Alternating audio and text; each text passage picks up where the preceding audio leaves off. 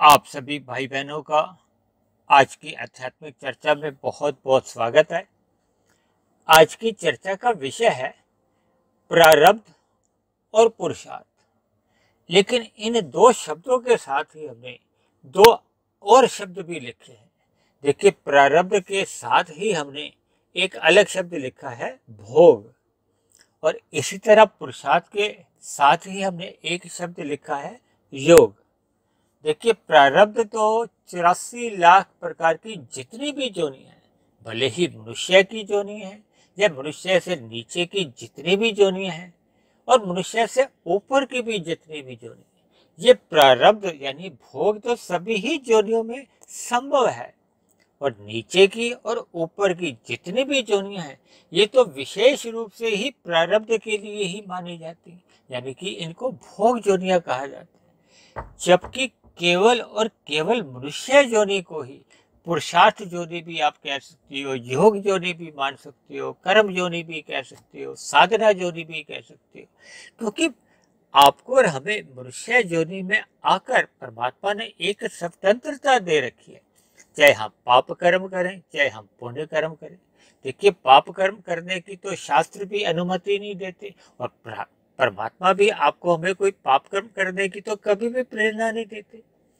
क्योंकि पाप कर्म क्या होते हैं कि जब मनुष्य अपने सुख के लिए भले ही अन्य मनुष्यों को दुख की स्थिति देता है, या मनुष्य के अलावा जितनी भी देखिए जोनियां हैं, हमारे आपके घरों के आसपास कितनी ही जोनियां, शास्त्रों में तो देखिए 80 लाख तरह की जोनियां बताई गई।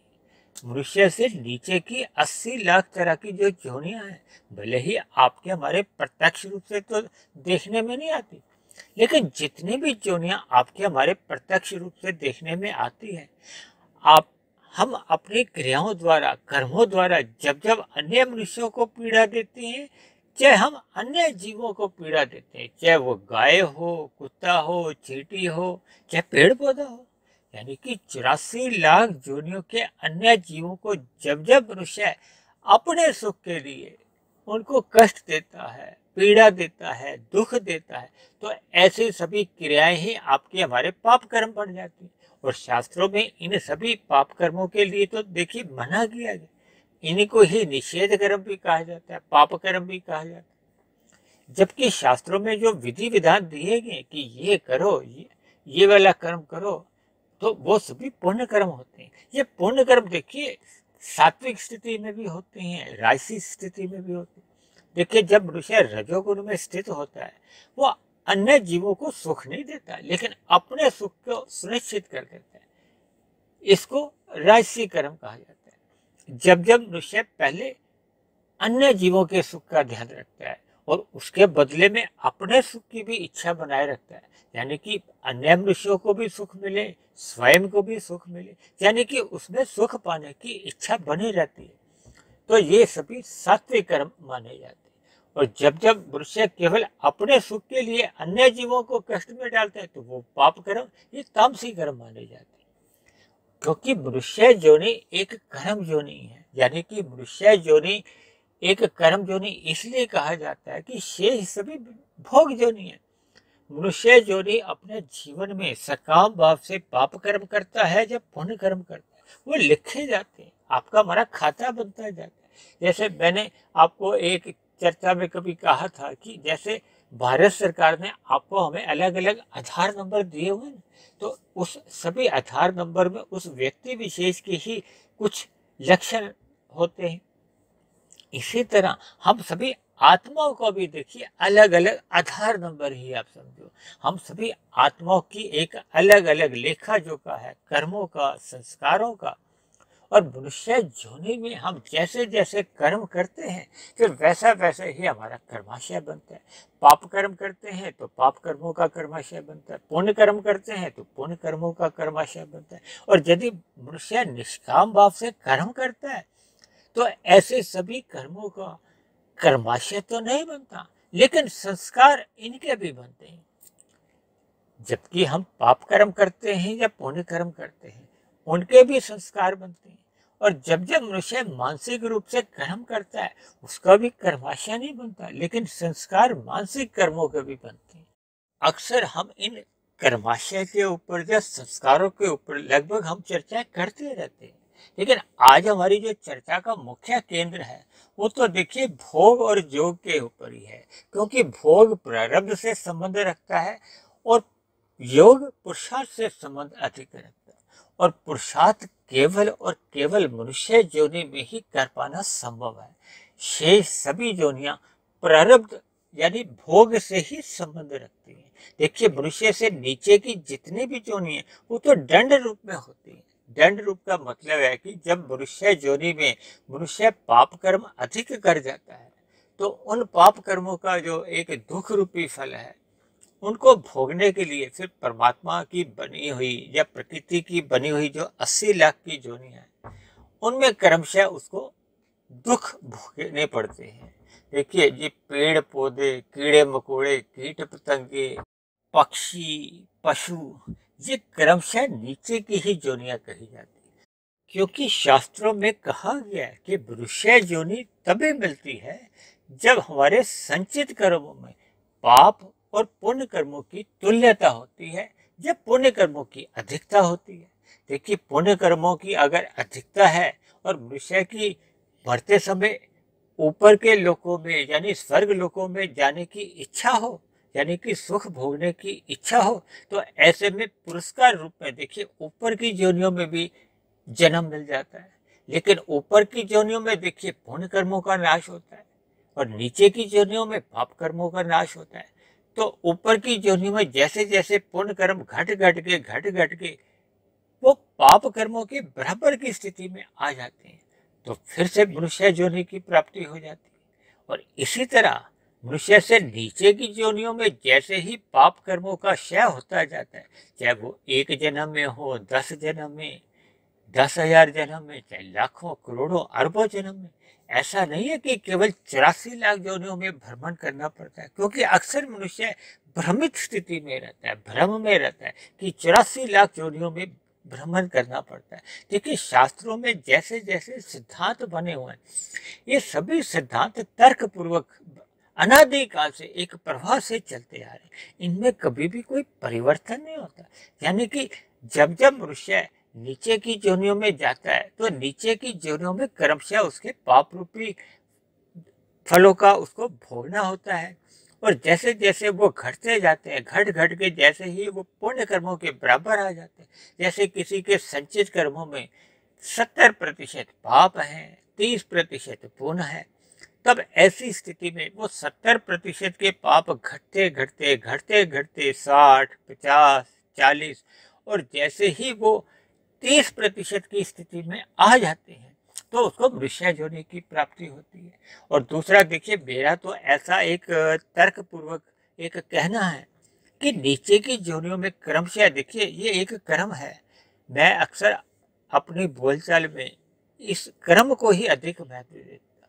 देखिए पेड़ पौधे ये सबसे अंतिम योनि है, क्योंकि ये तो चल फिर भी नहीं सकते, और पेड़ पौधे के बाद जो विकास प्रकृति इनका करती है वो रेंगने वाले जीवों का होता है। अक्सर आपने देखिए सब्जियां काटते हुए जब कभी कभी फल फ्रूट में भी देखिए कुछ ऐसे रेंगने वाले जीव आपने देखे होंगे। बैंगन में आप कभी कभी देखते हो, बंद गोभी में देखते हो, तो इस रेंगने वाले जीव होते हैं।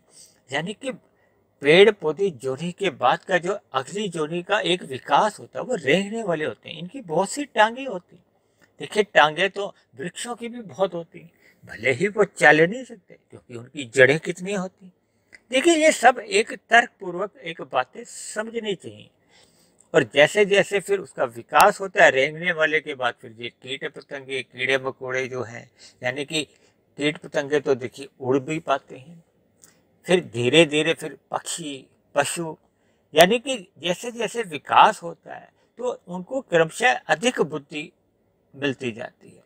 बुद्धि का अभिप्राय केवल इतना ही रहता है कि वो अपनी जो रोजमर्रा की जो उनकी क्रियाएं होती हैं उसके प्रति उनको सुख दुख का अधिक बोध रहता है। और मनुष्य योनि पाकर परमात्मा ने आपको हमें पूर्ण रूप से एक सामान्य बुद्धि दी है, यानी कि एक कर्मों के प्रति हमें ज्ञान लेना चाहिए। ये जो हम वीडियो भी जितनी बनाते हैं, ये पशु पक्षियों के लिए तो नहीं, हम सभी मनुष्यों के लिए, ताकि आपके हमारे जीवन के में एक सकारात्मक परिवर्तन आए। हम मनुष्य योनि के महत्व को समझें, क्योंकि मनुष्य योनि का महत्व क्या है कि हम अपनी साधना आरंभ करें। साधना कब आरंभ होती है? जब मनुष्य सतोगुण में स्थित हो जाते। देखिए, प्रकृति के 3 गुण हैं, तमोगुण, रजोगुण, सतोगुण। तमोगुण से 10 गुना अच्छा रजोगुण कहा जाता है, रजोगुण से भी 10 गुना अच्छा सतोगुण कहा जाता है, और सतोगुण से भी 10 गुना अच्छा मैंने विशुद्ध सतोगुण को बताया। क्योंकि जब हम सतोगुण कहते हैं तो उसमें रजोगुण गौण होता है, तमोगुण अति गौण की स्थिति में रहता है। और जब हम तमोगुण कहते हैं तो तमोगुण प्रधान स्थिति में होता है, रजोगुण गौण की स्थिति में, और सतोगुण अति गौण की स्थिति में।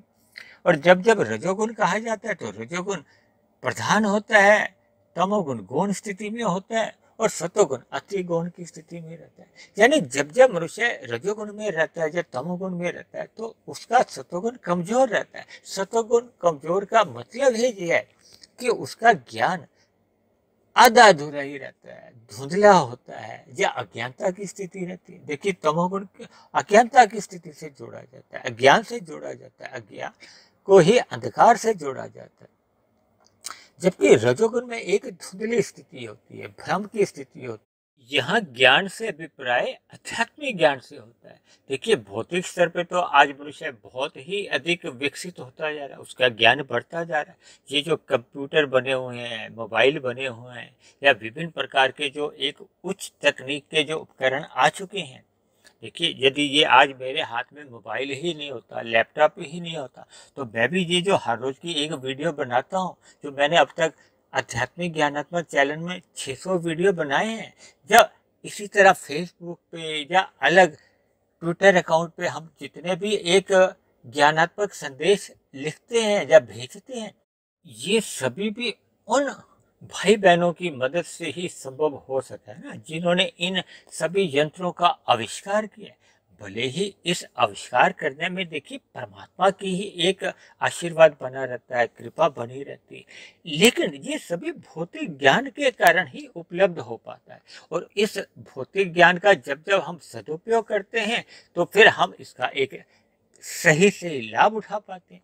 और जब जब हम इन यंत्रों का एक दुरुपयोग करते हैं तो आपका हमारा जीवन एक पतन की ओर जाता है, अधोगति की ओर जाता है। देखिए, यदि कोई मनुष्य इसमें सात्विक जानकारी ही लेता है तो उसका जीवन एक उन्नति करता है। यदि मनुष्य भोगों के प्रति जागरूक रहता है, अश्लील बातों की तरफ उसकी रुचि बढ़ जाती है, यानी कि तमोगुण या रजोगुण में रहता है, तो फिर मनुष्य का जीवन एक आध्यात्मिक उन्नति की ओर मुड़ नहीं पाता। फिर वो संसार में कहो या इस गलत कार्यों में लग जाता है, यानी कि मिला हुआ मनुष्य जीवन फिर उसका एक सफल नहीं हो पाता, सार्थक नहीं हो पाता।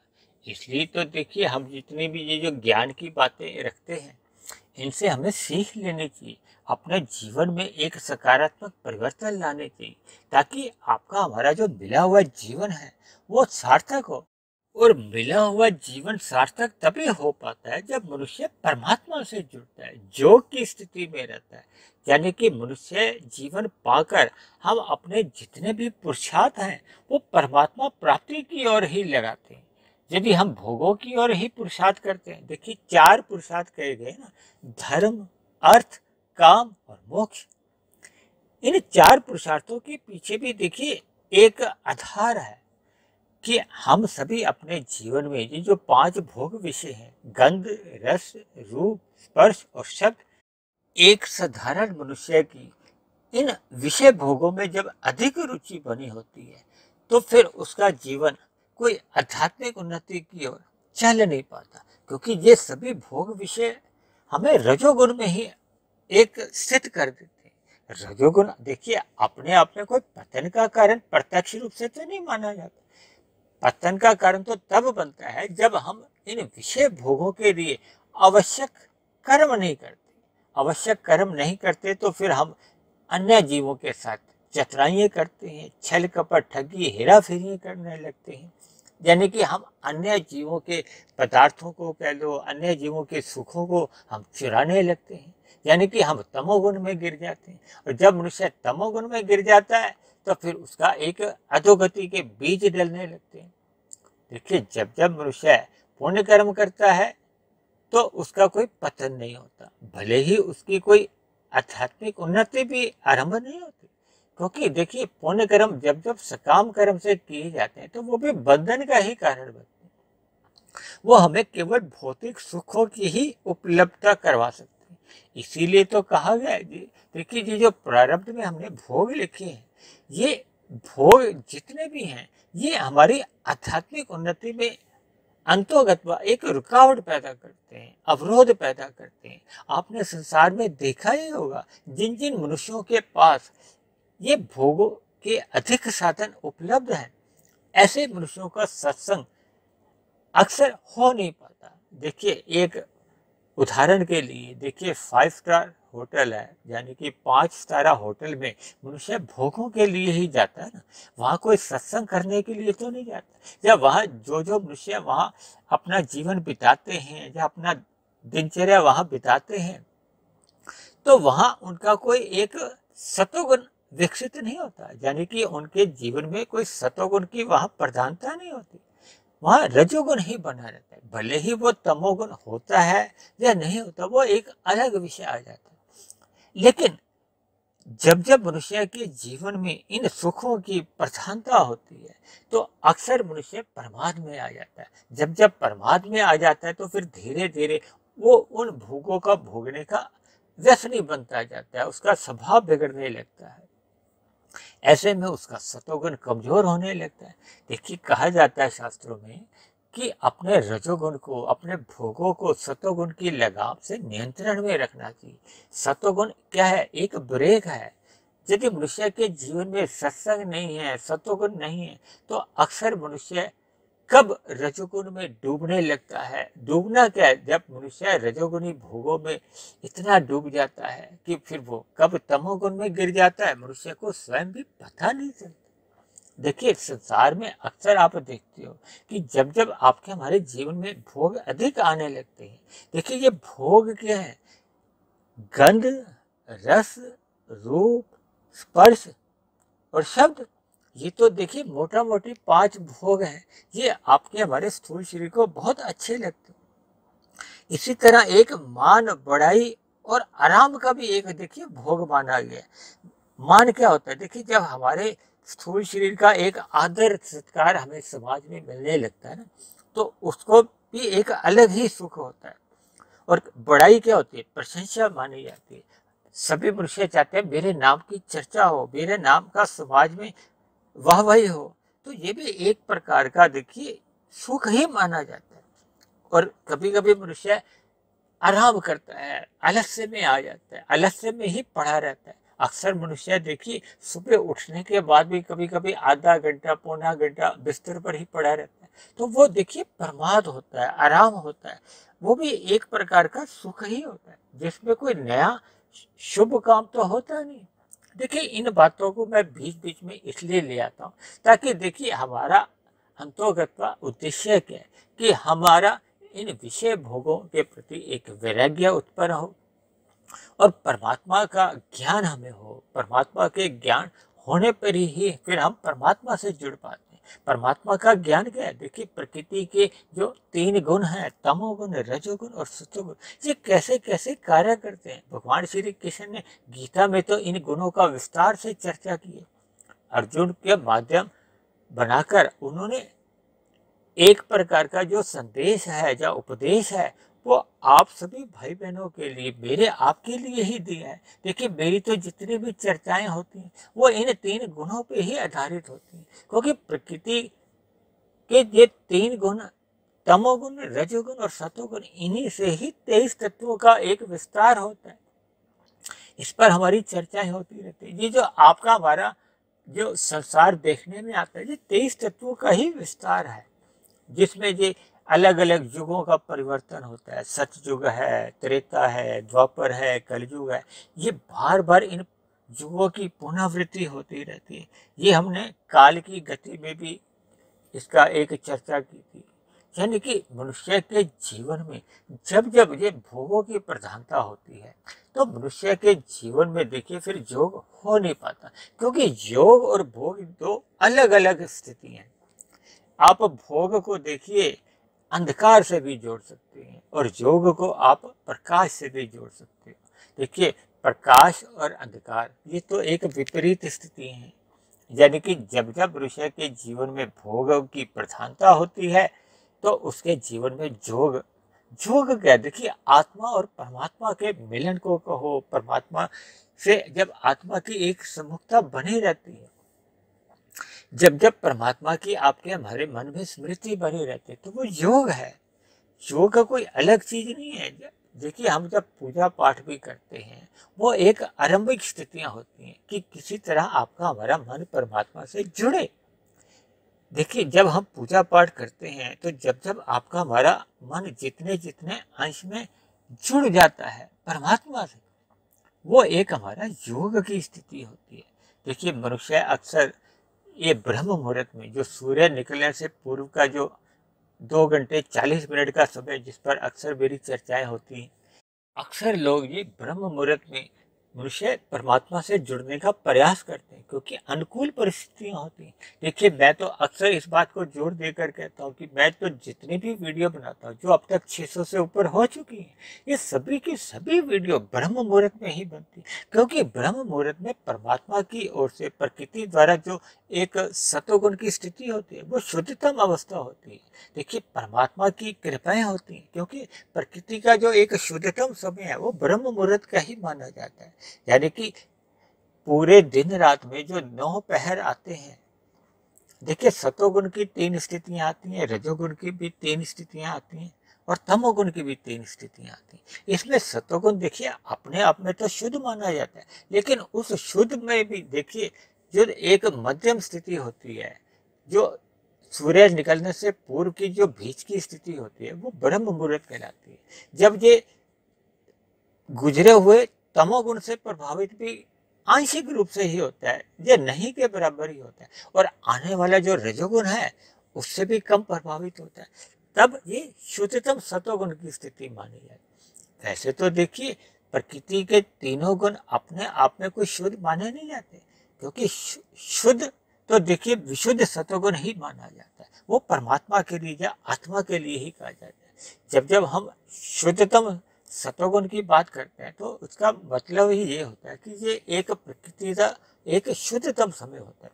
इसमें हम परमात्मा से जुड़ने में जितना भी समय लगाते हैं, देखिए हम तो अपनी सभी वीडियो ही इस ब्रह्म मुहूर्त में बनाते हैं, इसलिए क्योंकि परमात्मा की प्रेरणाएं मिलती हैं। हम अपने जितने भी शास्त्रों के सिद्धांतों की चर्चाएं करते हैं उन पर परमात्मा द्वारा विभिन्न उदाहरण देने में हमें एक परमात्मा की कृपाएं बनी रहती है, क्योंकि शास्त्रों के जो एक सूक्ष्म रहस्य होते हैं वो जैसे जैसे कुछ उदाहरणों द्वारा कुछ दृष्टांतों द्वारा हमें समझ में आते हैं तो फिर ज्ञान हमारा टिकने लगता है। जब जब देखिए ज्ञान टिकता है तभी तभी फिर परमात्मा की प्रति हमारा एक आकर्षण होता है, प्रीति होती है, प्रेम होता है। ये प्रेम होना, प्रीति होना, यही देखिए परमात्मा के प्रति एक योग है। देखिए जब जब हम योग की स्थिति में रहते हैं तो फिर हमारा आपका जो एक भोगों के प्रति एक वैराग्य उत्पन्न हो जाता है।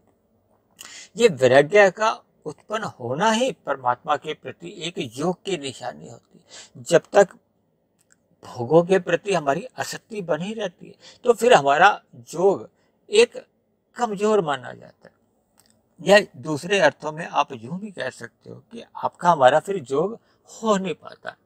देखिए आज जो हमने 2 शब्द लिखे हैं ना, प्रारब्ध और पुरुषार्थ। देखिए प्रारब्ध में शास्त्रों में जो एक अर्थ इसका बताया गया वो है जाति, आयु और भोग। देखिए हम सभी मनुष्य एक प्रारब्ध लेके आते हैं, इसको लोग किस्मत भी कहते हैं, भाग्य भी कह देते हैं, लक भी कह देते हैं, लेकिन मैं अक्सर इस प्रारब्ध को एक सरल शब्दों में एक परिभाषित करता हूँ, क्योंकि जिन कर्मों को हम पूर्व के मनुष्य योनि में कर चुके थे।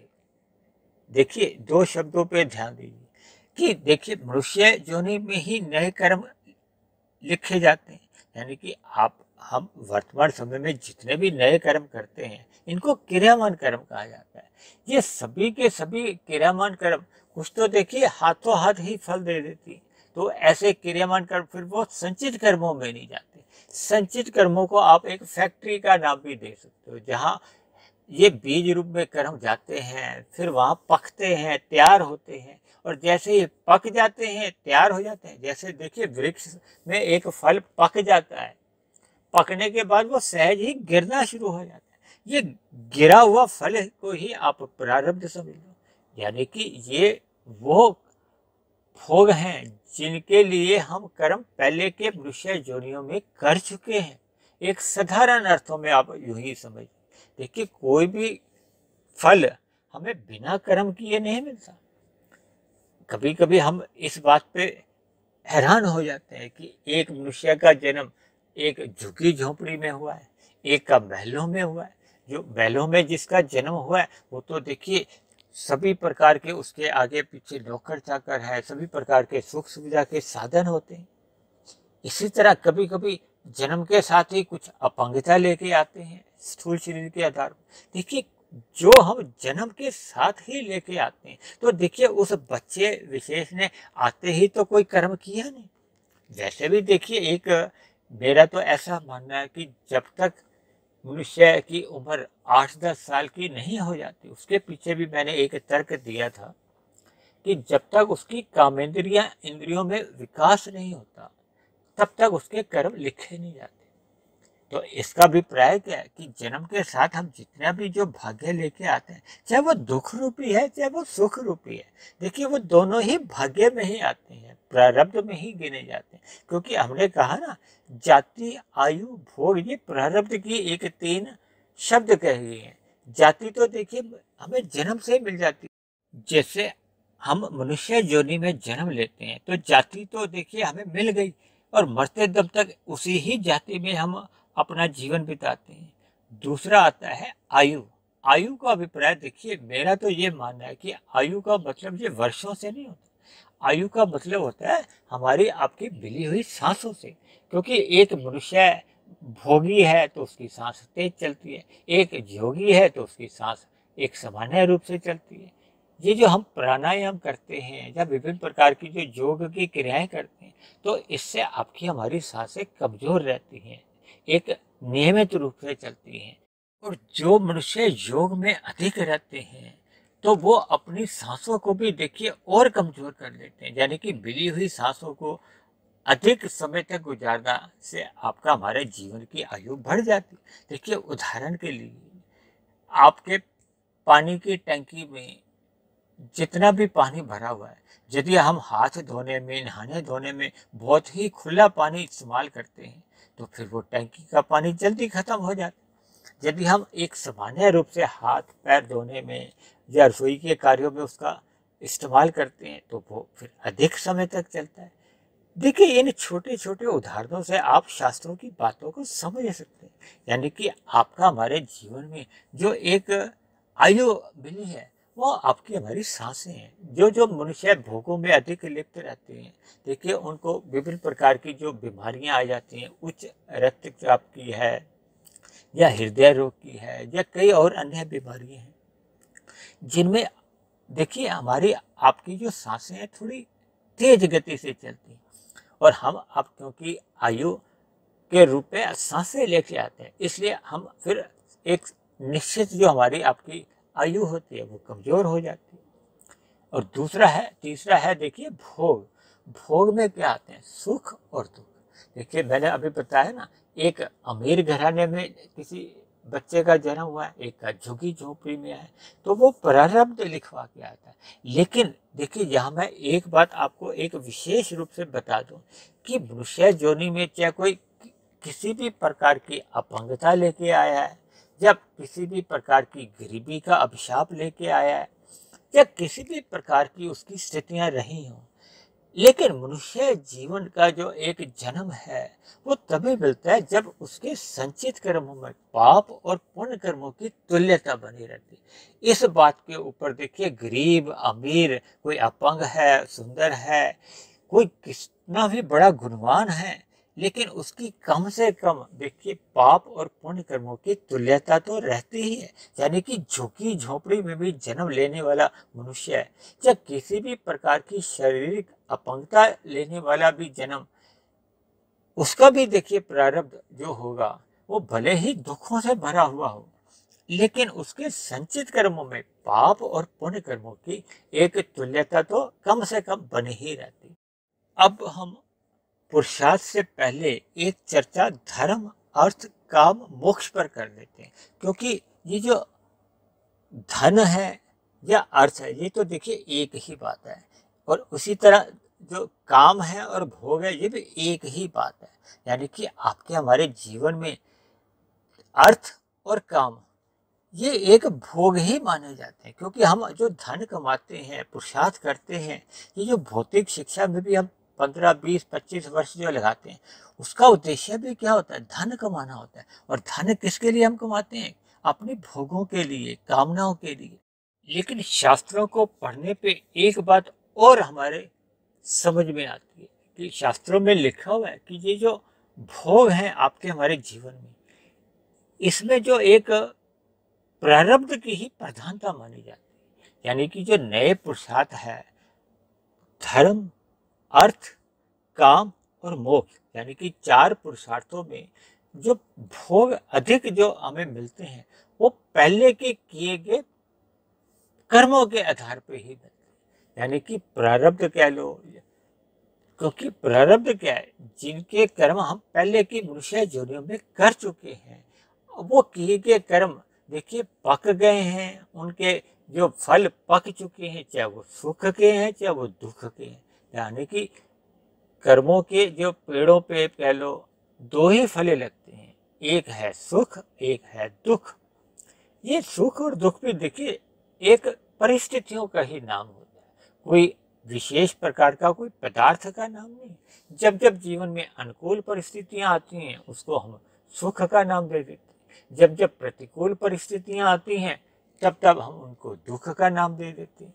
हमने अभी बताया ना कि कोई गरीब परिवार में जन्म लिया है तो वहाँ विभिन्न प्रकार के अभाव होते हैं, खाने को भोजन नहीं है, पहनने को अच्छे वस्त्र नहीं है, रहने का कोई ठिकाना नहीं है, तो ये सभी प्रतिकूलताएं होती हैं, दुख रूप में आती हैं। और इसी तरह ये बात आप अनुकूलताओं में भी ले सकती हो। यानी जिन मनुष्यों के पास ये भोगों की एक सुख सुविधा के साधन प्रचुर मात्रा में होते हैं तो ये एक अनुकूल परिस्थितियां मानी जाती हैं। लेकिन फिर भी देखिए हम सभी मनुष्य एक पुरुषार्थ का जो एक अवसर है वो आपके हमारे हाथ में सदा ही एक मिला रहता है, क्योंकि आपको हमें नए कर्म करने की स्वतंत्रता है। आपने देखा होगा कि कभी कभी कोई गरीब परिवार के बच्चे भी देखिए पढ़ लिख कर एक IAS अफसर बन जाते हैं, जब बड़े बड़े उद्योगपति बन जाते हैं, बड़े बड़े पदों पे पहुंच जाते हैं। और इसी तरह कभी कभी कुछ लोग प्रारब्धवश तो बहुत धन लेके आते हैं, लेकिन वो गलत अपने कर्मों के कारण कह लो या अधिक भोगों के कारण कह लो या गलत पुरुषार्थ करने के कारण वो उस धन को भी गंवा बैठते हैं। देखिए शास्त्रों में स्पष्ट रूप से ऐसा वर्णन आता है कि ये जो जितने भी भोग हैं इसमें प्रारब्ध की प्रधानता बनी रहती है, जबकि हम अपने जीवन में जो पुरुषार्थ करते हैं, देखिए पुरुषार्थ 2 ही चीजें हैं, ये जो हम धर्म है और मोक्ष है। देखिए धर्म किसके लिए बना हुआ है? मोक्ष की प्राप्ति के लिए, ताकि आप सभी भाई बहन इस मिले हुए जीवन का एक सदुपयोग करते हुए साधना आरंभ करें। देखिए 2 ही मनुष्य योनि के लाभ है ना, एक तो है कर्म करने की स्वतंत्रता, वो है अर्थ और काम, और दूसरा है साधना करने का एक अवसर, वो है धर्म और मोक्ष। मोक्ष क्या है? देखिए जब हम स्थूल शरीर के रहते रहते अपना सूक्ष्म शरीर और कारण शरीर समाप्त कर देते हैं, तब मनुष्य स्थूल शरीर के रहते रहते मायातीत की स्थिति में बन जाता है। और जैसे ही स्थूल शरीर की मृत्यु आती है तो फिर उसको एक नया जन्म बंधन रूप में नहीं मिलता, फिर आत्मा परमात्मा के आनंद में मोक्ष काल में चली जाती है। देखिए हमारे 3 शरीर हैं, स्थूल शरीर, सूक्ष्म शरीर, कारण शरीर, और एक है आत्मा और परमात्मा, ये दोनों चेतन तत्व हैं। जैसे ही स्थूल शरीर की मृत्यु होती है तो सूक्ष्म शरीर और कारण शरीर, इनमें जैसे जैसे हमारे संस्कार होते हैं, कर्माशय बना होता है, उसके आधार पे फिर आत्मा परमात्मा उसको एक नए स्थूल शरीर के निर्माण में सहायक बनते हैं। और यदि मनुष्य ने पुरुषार्थ करते करते यानी कि योग साधना करते करते अपने कारण शरीर को और सूक्ष्म शरीर को समाप्त कर लिया, यानी कि कारण शरीर क्या है, जब हम कारण शरीर में अपने जो बुरे संस्कार हैं, अज्ञानता के संस्कार हैं, उनको हम दग्ध बीज कर देते हैं, तो फिर उसके कोई भी वृत्तियां नहीं उठती सूक्ष्म शरीर में यानी मन बुद्धि में, यानी कि कारण शरीर भी समाप्त हो जाता है, सूक्ष्म शरीर भी समाप्त हो जाता है। और स्थूल शरीर तो देखिए आप और हम अपने जीवन में देखते ही सभी के ही समाप्त होते हैं, यानी कि सभी की स्थूल शरीर की मृत्यु हो जाती है। तब ऐसी स्थिति में फिर वो नए जन्म का कोई बंधन रूपी कारण नहीं रहता, इसलिए आत्मा फिर मोक्ष काल में परमात्मा के एक साथ विचरण में रहती है। लाखों वर्षों का वो मोक्ष काल होता है। दूसरे आसान शब्दों में देखिए, मनुष्य योनि पाकर हमें अपने मिले हुए जीवन में पुरुषार्थ को अधिक महत्व देना है, यानी कि हमने भोगों को अधिक महत्व नहीं देना। देखिए जब जब मनुष्य प्रारब्धवश भी उन भोगों को भोगता है तो फिर उसके पास योग करने का समय ही नहीं बचता। देखिए प्रारब्ध द्वारा जो जो हमें सुख रूपी भोग मिले हैं, या अगर प्रारब्धवश हमें कोई दुख रूपी भोग भी मिले हैं, ये दोनों ही भोग मनुष्य को बांधते हैं, कमजोर कर देते हैं। देखिए जब जब कोई अनुकूल परिस्थितियां अधिक मिलती हैं तो वो भी फिर एक योग करने में रुकावट पैदा करते हैं। मैंने अभी 5 तारा होटल का आपको उदाहरण दिया था। जबकि दूसरी ओर अगर प्रारब्ध में दुखों की प्रधानता अधिक है, तब ऐसी स्थिति में भी उसके पास देखिए योग करने की संभावना थोड़ी कमजोर होने लगती है, क्योंकि उसको अपने जीवन की आवश्यकताओं की पूर्ति के लिए यानी कि अपने जीवन यापन करने के लिए ही एक बहुत अधिक पुरुषार्थ करना होता है। तब ऐसी स्थिति में उसके पास योग करने का समय भी कम बचता है। इसीलिए तो कहा जाता है कि गरीबी और अमीरी दोनों ही योग करने में एक बाधक है, क्योंकि मनुष्य जोनि कर्म जोनि के साथ साथ साधना जोनि भी है, यानी कि योग करने के लिए एक अवसर है। तो मनुष्य यदि अपने आप को सतोगुण में स्थित कर लेता है और सतोगुण में स्थित रहते हुए वो विशुद्ध सतोगुण की आध्यात्मिक यात्रा की ओर निकल जाता है, तो ये उसका एक योग है। देखिए पुरुषार्थ में जब जब हम अर्थ और काम को महत्व नहीं देते, यानी कि देखिए स्थूल शरीर की आवश्यकता है, उन आवश्यकताओं की पूर्ति के लिए आवश्यक पुरुषार्थ तो हम कर सकते हैं और करना भी चाहिए। ये भी कर्म देखिए शास्त्रों में कहा गया, जब हम आवश्यकताओं की पूर्ति के लिए कर्म करते हैं तो ये भी निष्काम भाव से ही माने जाते हैं। लेकिन जब जब मनुष्य भोग प्रेरित इच्छाओं की पूर्ति के लिए वो पुरुषार्थ करता है तो फिर वो एक बंधन का कारण बनता है। देखिए रजोगुण और तमोगुण दोनों ही बंधन का कारण होते हैं। जब जब मनुष्य सतोगुण में अपने आप को स्थित कर लेता है और विशुद्ध सतोगुण की आध्यात्मिक यात्रा पर निकल जाता है, तो फिर ये उसका जो धर्म है फिर वो मोक्ष प्राप्ति के लिए एक सहायक बनता है। देखिए शास्त्रों में ऐसा भी कहा जाता है कि देखिए हम जो अपने मनुष्य जीवन में जितने भी भोग के संस्कार हैं या जितने भी बुरे संस्कार हैं जो पहले के मनुष्य योनियों में बन चुके हैं, उन बुरे संस्कारों को हमें समाप्त करने के लिए ही मनुष्य जीवन का ये एक अवसर मिला।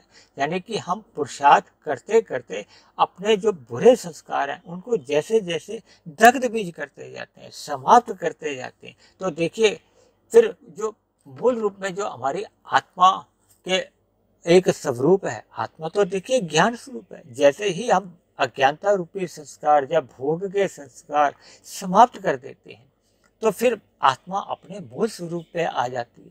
आत्मा का मूल स्वरूप जितने जितने अंश में बढ़ता जाता है, जब ये 50% से अधिक शुद्ध रूप में आ जाती है तो फिर परमात्मा और आत्मा की तो देखिए सहज ही एक सजातीय संबंध है, क्योंकि इन दोनों का एक सजातीय संबंध होने से आत्मा सहज ही परमात्मा की ओर आकर्षित रहती है, सम्मुख रहती है, प्रीति हो जाती है। तब ऐसी स्थिति में देखिए भोगों के प्रति एक सहज ही वैराग्य बना रहता है। इसलिए मेरी आप सभी भाई बहनों से विनती है कि हम अपने मिले हुए जीवन में जैसा भी प्रारब्ध लेकर आए हैं, क्योंकि प्रारब्ध में जो दुख रूपी फल है वो तो देखिए हम त्याग नहीं कर सकते, लेकिन जब जब मनुष्य योग से जुड़ना चाहता है, यानी परमात्मा की सुमुखता बढ़ाना चाहता है, तो ऐसे सभी भाई बहनों को देखिए नए कर्म तो निष्काम भाव से करने ही चाहिए, लेकिन प्रारब्धवश जितने भी सुख जब भोग मिले हैं उन भोगों का भी मनुष्य त्याग कर देना चाहिए। यानी कि उन प्रारब्धवश या किस्मतवश जितने भी एक सुख रूपी फल मिलते हैं उनका भी मनुष्य जितने जितने अंश में त्याग करता जाता है या परोपकार के कार्यों में लगा देता है या अन्य निर्बल प्राणियों में बांट देता है, तब ऐसी स्थिति बनने पे फिर उसका योग की जो एक प्रबलताएं हैं वो और अधिक तेजी से गति पकड़ लेती हैं। यानी कि मनुष्य का जो एक पुरुषार्थ है वो योग की दिशा में जितना अधिक बढ़ता जाता है वही उसकी एक आध्यात्मिक उन्नति है, वही उसकी एक शुद्ध कमाई है। देखिए हम प्रारब्धवश मिले हुए सुख दुखों को भोग दे लेते हैं, उसमें तो कोई एक पुरुषार्थ नहीं है, और नए पुरुषार्थ भी यदि हम भोगों के लिए ही करते हैं तब भी कोई मनुष्य जीवन का कोई एक महत्व नहीं माना जाता, क्योंकि मनुष्य जीवन में नए पुरुषार्थ का इसलिए महत्व है कि हमें परमात्मा से जुड़ना चाहिए, परमात्मा से हमें योग अपना बढ़ाना चाहिए। इस योग बढ़ाने के लिए ही आपको हमें ये मनुष्य जीवन का एक अवसर दिया गया, और इस मिले हुए अवसर का हम जितना अधिक लाभ उठा जाते हैं तो आपकी हमारी आध्यात्मिक उन्नति बढ़ती जाती है, और ये आध्यात्मिक उन्नति ये मरने के बाद भी सुरक्षित बनी रहती है। देखिए मनुष्य को मरने के बाद पुनः जब मनुष्य योनि मिल जाती है तो फिर वो अपनी की गई आध्यात्मिक उन्नति को फिर आगे और सकारात्मक दिशा दे सकता है, यानी कि वो परमात्मा की और अपनी गतिविधियों को योग में ही स्थित बनाए रखता है, तो उसकी आध्यात्मिक उन्नति का अनुपात बढ़ता जाता है, और एक दिन ऐसी स्थिति आ जाती है कि जब ये योग 100% पूर्ण अवस्था में पहुंच जाता है, यानी कि मनुष्य मायातीत की स्थिति में हो जाता है। ऐसी मायातीत की स्थिति बनाना ही अपने आप में एक जीवन को सफल करना है, सार्थक करना है। ऐसी सभी शुभ स्थितियां हम सभी भाई बहनों के जीवन में भी बने, इन्हीं शुभ कामनाओं के साथ आज की चर्चा को अब हम यहीं विश्राम देते हैं। आज की चर्चा से संबंधित आप किसी भाई बहन का कोई प्रश्न हो, कोई मेरी कही की बात आपको समझ में नहीं आई हो, या मेरी कही की बातें पर आपको किसी प्रकार का कोई मतभेद हो, शिकायत हो, आपत्ति हो, इन सभी बातों को आप नीचे दिए गए कमेंट्स बॉक्स पर जाकर आप अपने प्रश्न भी लिख सकते हैं। आपका कोई मेरे आध्यात्मिक ज्ञानात्मक चैनल के प्रति कोई सुझाव हो, आप अपना सुझाव भी लिख सकते हो, और मेरी कही गई बातों पर आपको किसी भी प्रकार की कोई आपत्ति हो तो आप अपनी आपत्ति शिकायत भी लिख सकते हो। और परमात्मा की प्रेरणा से यदि ये बनने वाली वीडियो आपके जीवन में आध्यात्मिक उन्नति लाने में सफल हो रही हो, आपकी दिनचर्या को व्यवस्थित करने में ये मददगार बन रही हो, परमात्मा में आपकी प्रीति जगा चुकी हो, तो मेरी आप सभी भाई बहनों से विनती है कि आप मेरे इस आध्यात्मिक ज्ञानात्मक चैनल सुधीर भाटिया फकीर को स्वयं भी सब्सक्राइब करें, वे अन्य जिज्ञासु भाई बहनों को भी इस आध्यात्मिक ज्ञानात्मक चैनल से जुड़ने का प्रयास करें, ताकि समाज में एक सतोगुणी वातावरण में हम सभी भाई बहनों को अपना अपना जीवन सुखमय जीवन जीने का एक अवसर मिले। तो आज की चर्चा को अब हम यही विश्राम देते हैं। कल फिर मिलते हैं एक नए विषय को लेकर, एक नए संदेश के साथ। तब तक आप सभी भाई बहनों का बहुत बहुत धन्यवाद।